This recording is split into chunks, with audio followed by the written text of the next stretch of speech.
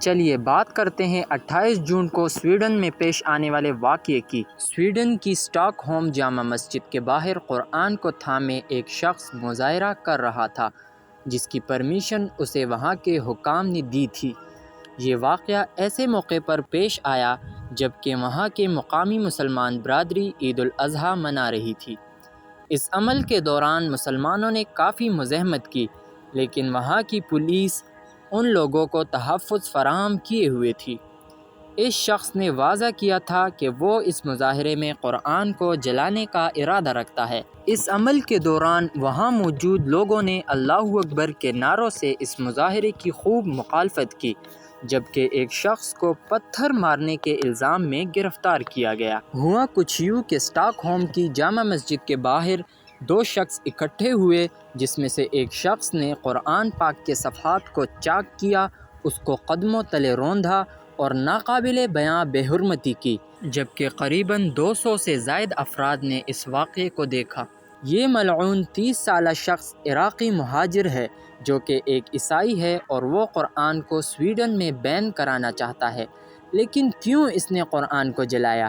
کیوں اس کی کھلے عام بے حرمتی کی گئی، اور ایسے موقع پر جبکہ مسلمان عید الاضحیٰ کی تیاریوں میں مگن تھے؟ جبکہ اسی سال جنوری میں بھی ایک شخص نے ترکش ایمبیسی کے سامنے قرآن پاک کا ایک نسخہ جلایا جو کہ ایک بنیاد پرست تنظیم اسٹارم کروز کا بانی ہے۔ اور اسی طرح 2010 میں بھی سویڈن کے اندر مسلمانوں کی مقدس کتاب کو جلایا گیا۔ وقت کے ساتھ ساتھ سویڈن، ناروے اور فن لینڈ جیسے ملکوں میں اسلاموفوبیا اور مسلمانوں کے خلاف نفرت میں مسلسل اضافہ ہو رہا ہے۔ دنیا بھر میں اس واقعے کے خلاف مسلم ممالک میں سخت احتجاج نظر آیا، لیکن آج کے اس دور میں دنیا اکانومی اور باہمی مفادات کی بنیاد پر چلتی ہے۔ مثلاً یہ احتجاج اور مظاہرے اسی وقت کام آ سکتے ہیں اگر تمام مسلم ممالک مل کر سویڈن کے ساتھ سفارتی تعلقات ختم کرے، اس کے ساتھ تجارت ختم کرے اور اس کی مصنوعات کا بائیکاٹ کرے، جس کی مثال ہمارے سامنے روس کی صورت میں موجود ہے۔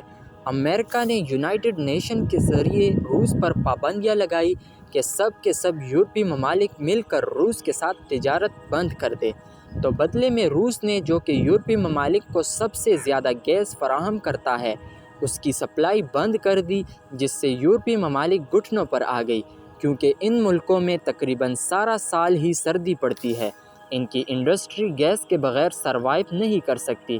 بالکل اسی طرح سویڈن کو بھی گھیرا جا سکتا ہے، چونکہ سویڈن نے نیٹو میں شامل ہونے کی درخواست دے رکھی ہے، اور نیٹو میں شامل ہونے کے لیے تمام نیٹو ممبرز کا اس پر راضی ہونا ضروری ہے، اور ترکی بھی نیٹو کا ممبر ہے۔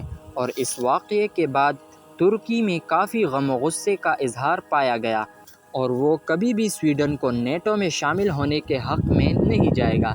لیکن سویڈن اپنے مطلب کے لیے ان تعلقات کو بہتر بنانا چاہتا ہے، جس پر فوراً سویڈن کے وزیر اعظم نے اس واقعے کی مذمت کی، لہٰذا مجبور ہو کر ایک شخص پر مذہبی گروپ کے جذبات کو ٹھیس پہنچانے کا مقدمہ درج کیا گیا۔ دنیا کا یہی دستور ہے، ہر ملک پہلے اپنے مفاد کو دیکھتا ہے۔ اگر تمام مسلمان مل جائے اور اس مسئلے پر قانون سازی کے لیے دباؤ ڈالے، ورنہ بائیکاٹ کی دھمکی دے، تو ہی ان کی عقل ٹھکانے آئے گی، ورنہ روڈوں پر نکل کر نعرے لگانے یا بینر اٹھا کر احتجاج کرنے سے کچھ نہیں ہوگا۔